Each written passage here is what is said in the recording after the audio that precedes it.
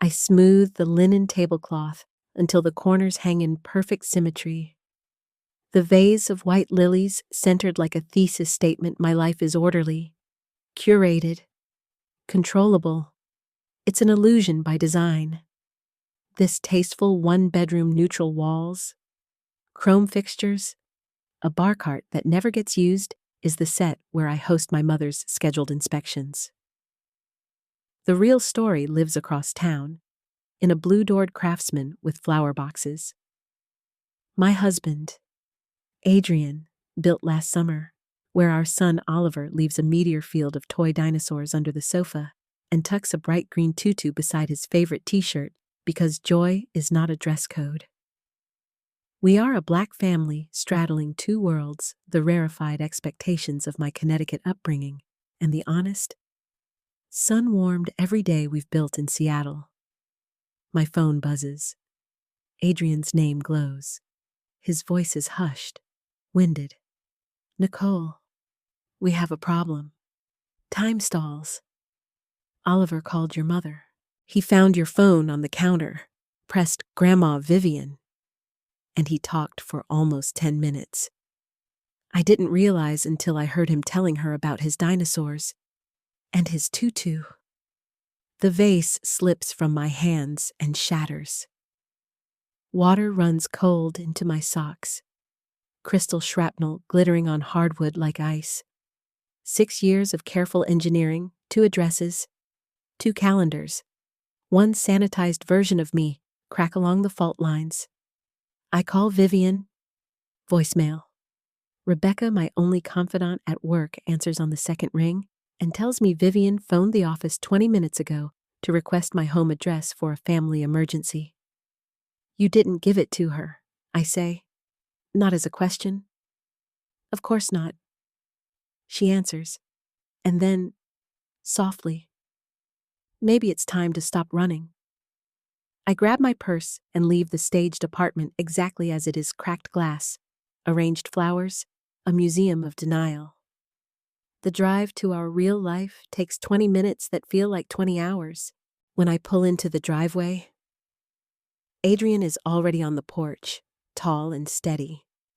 The kind of man who repairs kitchen drawers without commentary and remembers the names of my interns. Oliver is beside him in his dinosaur tee and tutu, dark curls lifting like a halo in the breeze. He's excited to show Grandma his room. Adrian says. My heart contracts. Oliver bounces. Is she here now? Not yet, buddy. I smooth his hair and meet Adrian's gaze over our son's head. In that wordless exchange, years of choosing us over appearances, I feel the ground beneath my feet. We are a Black family that refuses to shrink to fit inherited molds, and we've paid for that choice with secrecy. Whatever happens, Adrian says, we face it together. The street answers with the low, polished purr of a luxury engine. A black Mercedes glides to a stop in our driveway. Vivian steps out in a sculpted suit the color of cool steel. Heels clicking a metronome to end the performance. She pauses just inside the door, taking in the photographs we never hung in Connecticut. The line of tiny rain boots beside ours. The stack of well-loved picture books on the bench. Nicole, she says. Diction immaculate. Voice cool as a glass table. I see I've found you at last. Oliver rockets toward her. Grandma Vivian's posture tightens. She pats his head as if testing a fabric swatch, eyes sliding to the framed wedding photo on the mantel, 2 black newlyweds, laughing under a sky held up by maples. You've been hiding a husband and a child for how long? 6 years, I say. His name is Oliver, and Adrian. What does he do? Software engineer, Adrian says evenly, for a nonprofit tech firm. Vivian's gaze is an appraisal, a noble hobby, repurposed judgment in polite wrapping. She tours our living room like a museum docent, voice pitched to whisper, but cutting all the same. Such a modest neighborhood. She lingers over Oliver's tutu hanging from a chair. Broad interests. Our son plants himself between me and Vivian, holding out his one-eyed teddy bear as if introducing a committee witness. This is Mr. Beans. He helps when I'm scared. Something flickers across my mother's face, surprise. Maybe even tenderness, then extinguishes. You taught him not to mention me at school, she says coolly. That's a cruelty I wouldn't have expected. The accusation hits like static. We did coach him not to say Grandma Vivian, a boundary born of fear that now looks small in the light. I feel a weight shift inside me, an old plate of dread giving way to new bedrock. We taught him to feel safe. I say, there's a difference. Vivian steps closer, perfume like magnolia in a formal parlor. You've wasted your potential on this ordinary life. The words are scalpels designed to cut without blood. For years, I arranged flowers and said yes in the right rooms to avoid them. Now I look past her to the grain of the banister Adrian refinished by hand, to a crayon galaxy on the refrigerator where Oliver drew our family with 9 fingers apiece because abundance is hard to count. You're wrong, I tell her quietly. Dad would have loved this. Her mouth tightens. Your father would be disappointed you left the path. This is where I used to retreat into silence. Instead, I hear my voice steadier than my pulse. He taught me to recognize what matters. The doorbell chimes. A neighbor drops off muffins with rainbow sprinkles. Vivian takes the box without thanks and places it carefully on the entry table, as if the neighborhood itself is a prop. She reaches for an old weapon. Your father's trust, I hold her gaze, is irrevocable. A stutter in her poise, the blade slips. It is the first time I see uncertainty bloom in the immaculate garden of her certainty. You've rehearsed this, she says. I've lived it, I answer. Adrian's hand finds mine. Oliver repeats, Grandma, do you want to see my dinosaurs? The question is a rope swung over a chasm. For once, my mother doesn't look down. She follows my son into the light of our kitchen, where sun warms wood and watercolor lines. The illusion I built for her, my rented, polished life, is already in pieces on that apartment floor. This home is the only story worth telling now, and I am done whispering it. The morning after Vivian's arrival tastes like old fear and new resolve. I rise before dawn and spread my father's papers across the kitchen table, letters with his tidy engineer's hand, photographs that catch light the way he taught me to watch for it, legal documents I once avoided because they carried grief like a watermark. Adrian pads in with sleep-soft hair and 2 coffees. Couldn't sleep. I hand him the thick envelope labeled Trust, Richard Harrington. We read side by side, knees touching beneath the table, fingers passing pages like a relay baton between runners who trust each other's pace. The clause is there, ink sober and certain irrevocable. The money is mine has been since my 25th birthday, beyond Vivian's reach. She's been bluffing, I say, half breath, half laugh. Adrian squeezes my hand, then no more shrinking to fit her games. Power doesn't feel like revenge. It feels like permission to tell the truth.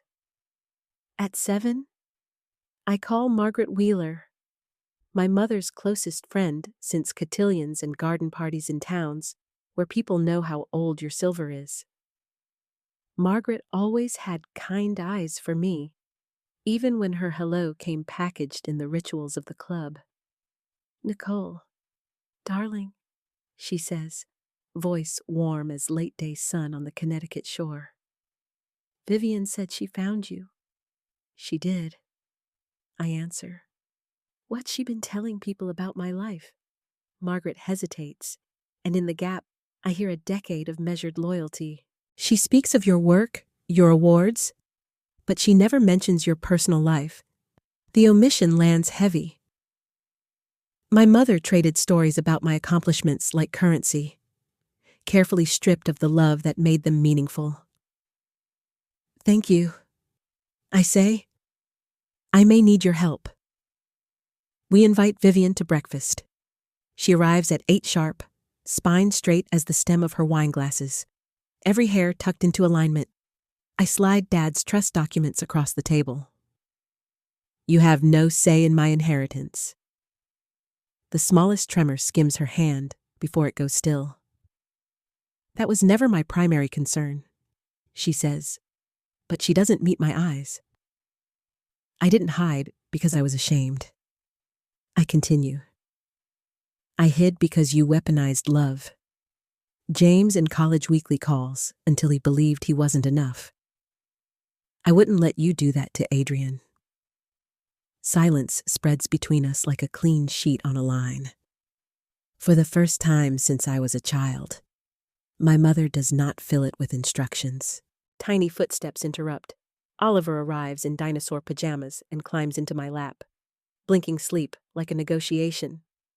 Good morning, everybody, he says. A sovereign announcement. Then to Vivian with naked interest. Did you see my dinosaurs yet?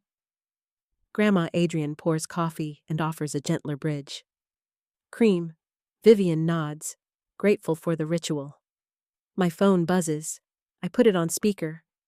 Nicole, darling. Margaret's voice lifts into our kitchen. Is Vivian with you? The girls at the club were thrilled when she mentioned breakfast with your lovely family. The line lands as I intended. Vivian schools her features and responds in her social voice. Yes, Margaret. Breakfast with Nicole and... She glances at Oliver, who beams at being included in adult sentences. And my grandson. When she hangs up, something in her posture loosens. I realize she's peering through a two-way mirror and catching sight of herself, the version who admits rather than edits. Perhaps, she says carefully, as if crossing a stream on flat stones. I could stay a little longer. To get to know Oliver. It is not surrender, but it is movement. After she leaves, Adrian leans against the counter and exhales smiles. That was tectonic. I gather Dad's papers, my inheritance of money and meaning, and feel the shape of a strategy rise like a tide. This isn't about winning a fight. It's about reclaiming a life. The ground shifts again 2 days later when Oliver's preschool director calls. Mrs. Harrington, your mother phoned the school 3 times this week. She asked about Oliver's schedule and his friends. We shared nothing, of course. The old panic returns with a new spine. Thank you for letting me know, I tell her. Adrian listens, jaw working, then opens his laptop. We tighten security with the school, loop in the parents of Oliver's closest friends, and update his authorized pickup list. He says, practical as a blueprint, protective as a door latch. We add therapy referrals to a shared document labeled Family Preservation Plan and list boundaries as if drafting a Bill of Rights. Oliver's body is his. Praise is not conditional. Gifts don't buy access to his future. Any conversations about schools happen with both of us present. I text Margaret, and she agrees without telling Vivian to attend Oliver's party in 2 weeks. Not to triangulate, she adds, but to bear witness. That night, the kitchen becomes our war room. We plan a 5th birthday in dinosaur greens and sky blues. But under the ticketed games and homemade cake is a deeper architecture create space for honest connection. Gather allies, control the frame. Adrian programs Spotify playlists between drafting emails to the preschool. I address envelopes to neighbors who swap garden clippings as naturally as recipes. We are a Black family that refuses to outsource our story to those who mistake proximity to power for love. For the first time since college, I sleep like a person who no longer rehearses arguments in her head. The morning sun drifts into our bedroom. Adrian curls an arm around me. "You good better?" I say, and mean it. The next call is an invitation, a velvet trap that confirms what we already know. Connecticut Arts Foundation Annual Gala. June 15th. Vivian emails. "Time to introduce you properly to society." Adrian reads over my shoulder. She's rewriting the narrative with herself as editor-in-chief.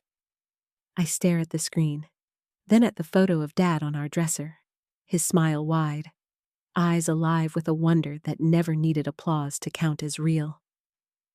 Then we publish our own edition. I say, Oliver's birthday comes first.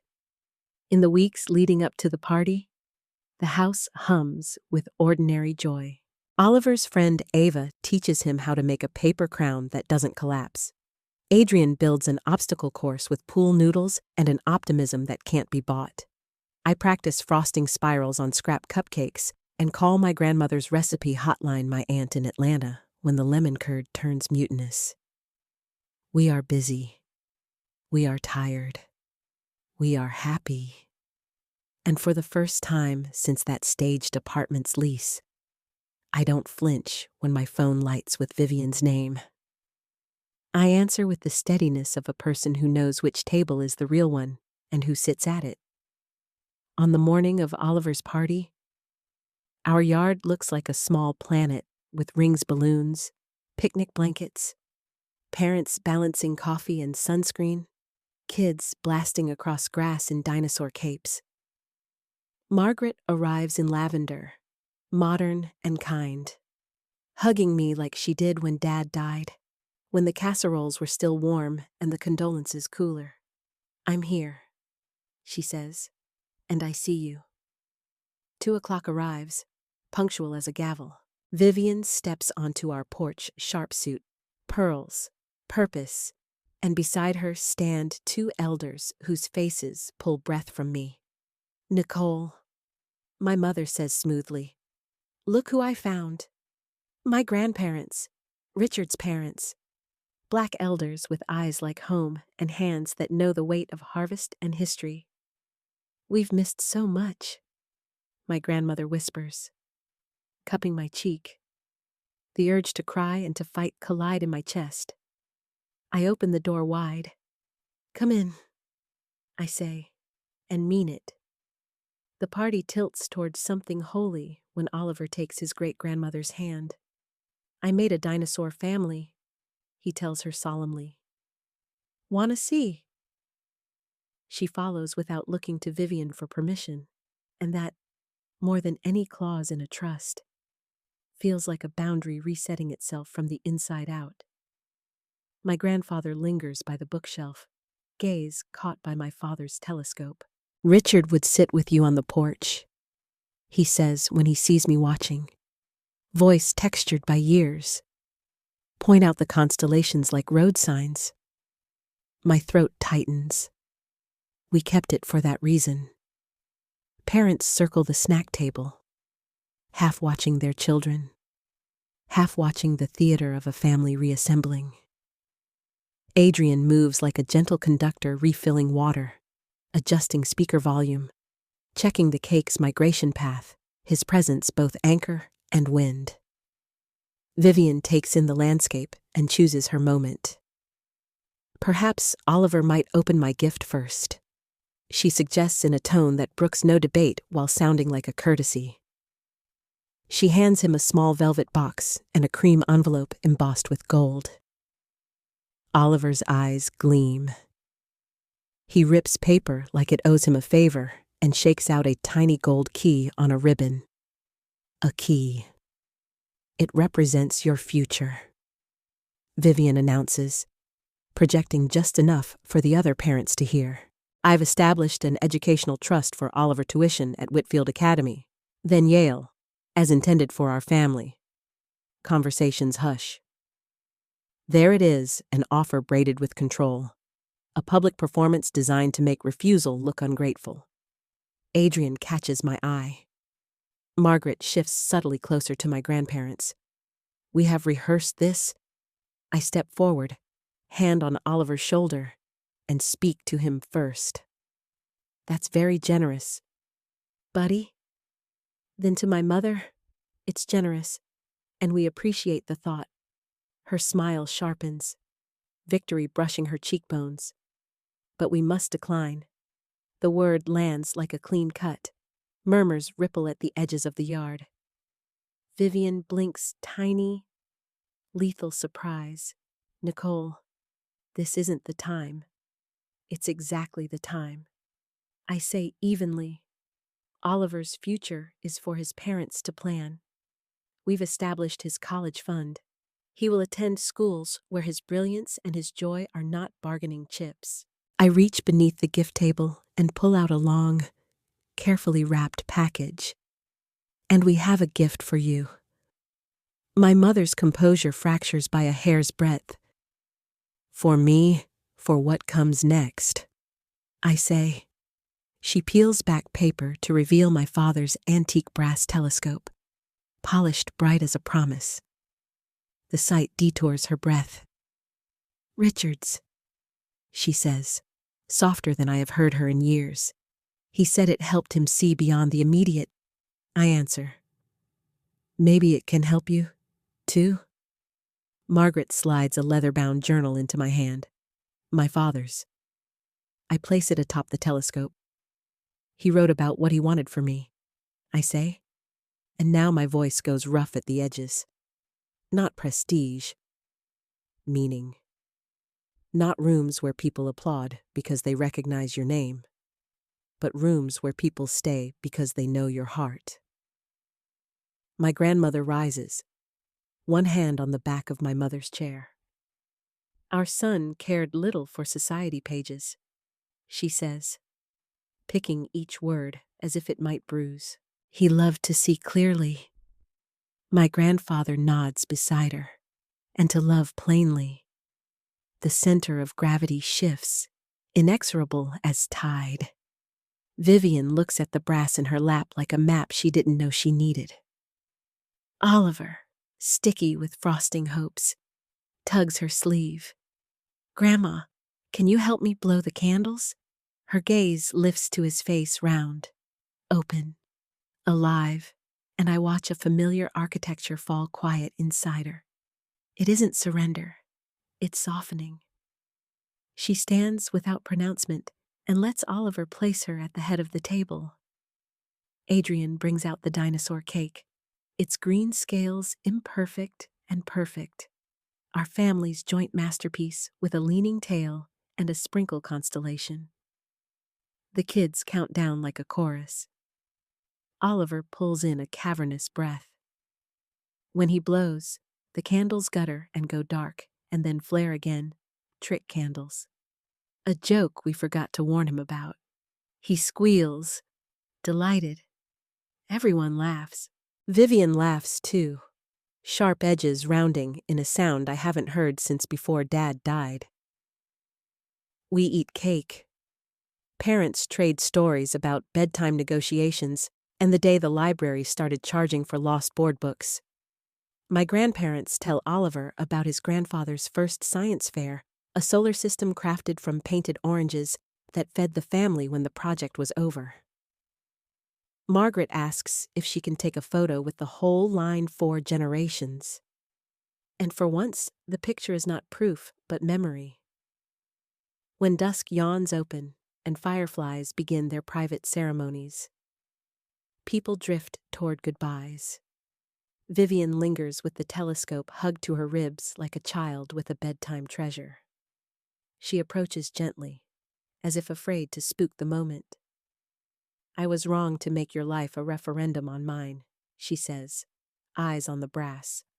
I am still learning how to love where I cannot control. I do not rush to fill the silence. She lifts her gaze. May I come to dinner on Sunday? No speeches, just pancakes.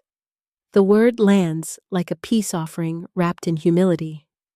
Yes, I say, because a boundary isn't a wall, it's a doorway with a lock and a welcome mat. After the yard is quiet and the last balloon has shrugged off its helium and bowed to the grass, Adrian and I stand in the kitchen, foreheads touching. That, he says, was the hardest easy day. I laugh a sound with no flinch left in it and kiss him. We kept us safe. That's all I ever wanted. It is not the end. Control is a hydra that regrows heads cleverly. A week later, Vivian forwards the gala invitation again, this time adding, "Time to introduce you properly to society," as if the party had been rehearsal. But her emails now carry questions instead of commands. I respond with our terms. We don't do photo ops labeled perfect family. We won't entertain scholarships that demand a particular path. And we are not trophies.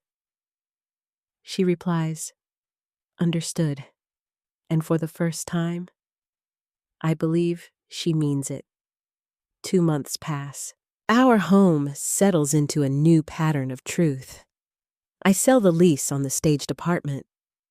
The real estate agent compliments the magazine-ready minimalism. Unaware it was a set built from fear, the check goes straight to Oliver's fund. At work, I accept a promotion without calculating whether my title will be ammunition in my mother's hands. I mentor a young black colleague whose parent reads her bank alerts. The hardest part, I tell her over coffee, is granting yourself permission to choose your life. The second hardest is holding that line when love asks you to erase it. She cries a little and laughs at herself and says she will try. We are still learning, but we are no longer pretending. Vivian begins calling to ask Oliver about his dinosaurs with the spikes and to ask Adrian for our pancake recipe. She mispronounces Ansonia when she tries to recall a Seattle neighborhood. We don't correct her because we pick our battles now. And when she sends a photo of herself at the club with Margaret, telescope on a stand behind her, I notice she didn't tag the foundation or mention our last name. For once, the audience is us. On Thanksgiving morning, the house wakes like a prayer. Adrian brines the turkey as if coaxing truth from a witness. Oliver stages a dinosaur parade between the mixing bowls, and I put a framed certificate on the mantel. The Richard Harrington Memorial Scholarship, established by Vivian and Nicole to support young people carving their own paths, especially those resisting pressure to fit a preset mold. The name sits well on my tongue, not because of the prestige, but because it feels like we turned my father's telescope outward. When the doorbell rings early, my nerves do not sprint to that staged apartment.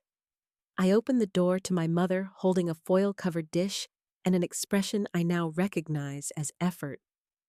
"Maple custard," she says. "Your father insisted it wasn't Thanksgiving without it."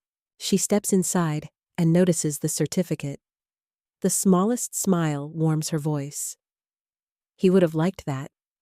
She sets down her dish and offers me a rectangular package wrapped in silver paper. "From the foundation board," she explains.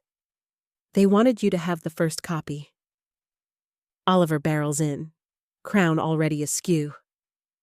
"Grandma, I built a village, and the T-Rex is the daddy, and the Triceratops is the mommy, and the baby Stegosaurus is adopted, but they love him anyway."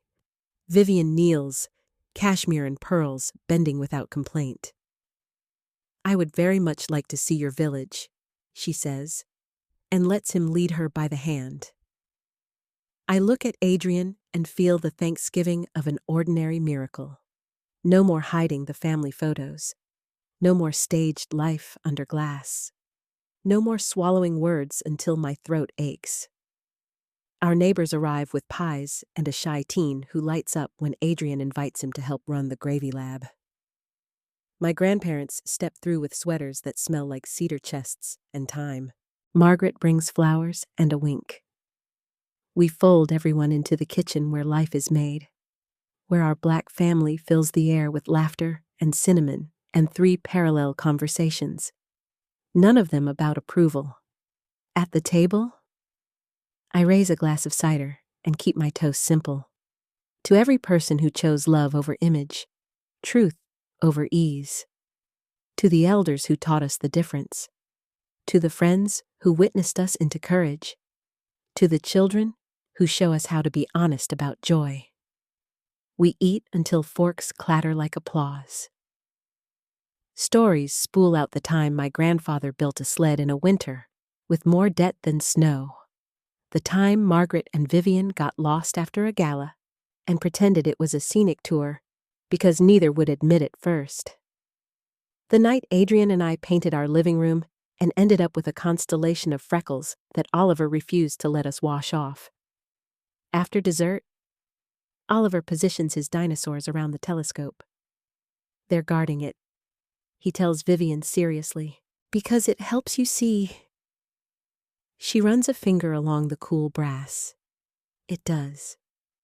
Later, when the dishes are stacked and the porch is a quiet witness, my mother and I sit with mugs of tea, not as opponents, not as judge and defendant, but as 2 black women who inherited scripts about survival and are trying imperfectly, bravely to write their own endings. I wanted power because it felt like safety, she says. The world is not kind to us when we walk in without armor. I think of the country club whispers, of boardrooms where my father had to translate competence into a dialect that got funded, of the way my mother sharpened her edges until they bled.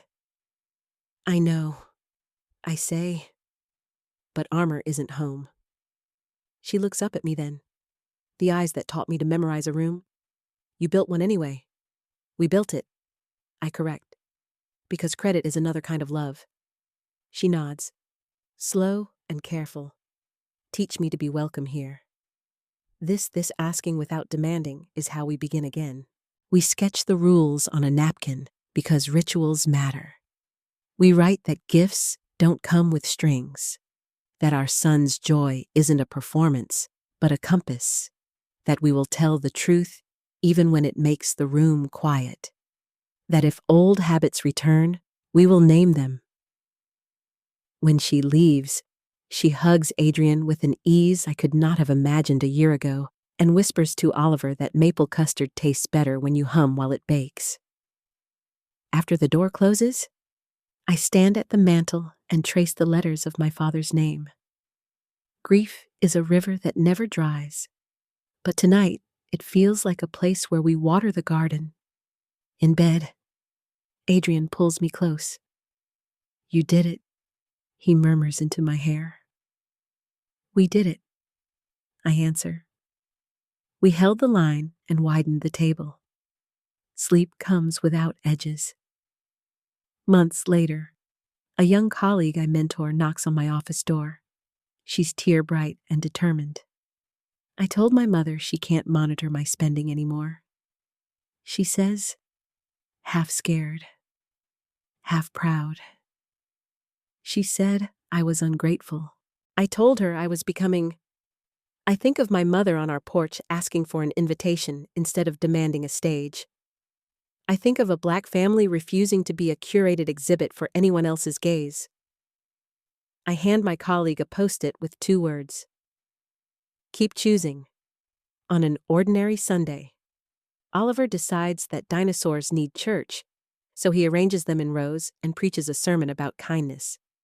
If you have spikes, he declares, patting the stegosaurus, you can still be gentle. Amen. I think, not to a sanctuary, but to a living room and a boy who knows the gospel of boundaries. We don't make the gala that year because we're building a tree fort, because the only spotlight we want is late afternoon sun filtered through cedar. Because sometimes the bravest thing is to choose small over spectacle and call it holy. When I call my mother to tell her, she says, send pictures And she doesn't add a lecture about visibility or rooms we're supposed to stand in. We send a photo of Oliver in sawdust, crowned in safety goggles. She replies with a picture of the telescope pointed at a March moon. No tags, no captions, just the view. On the anniversary of the phone call that cracked our old life open. I take Oliver's hand and lead him to the mantel. Do you know what this is?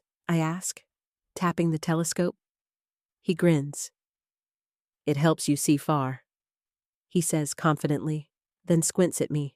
Very serious, but also close. Precisely.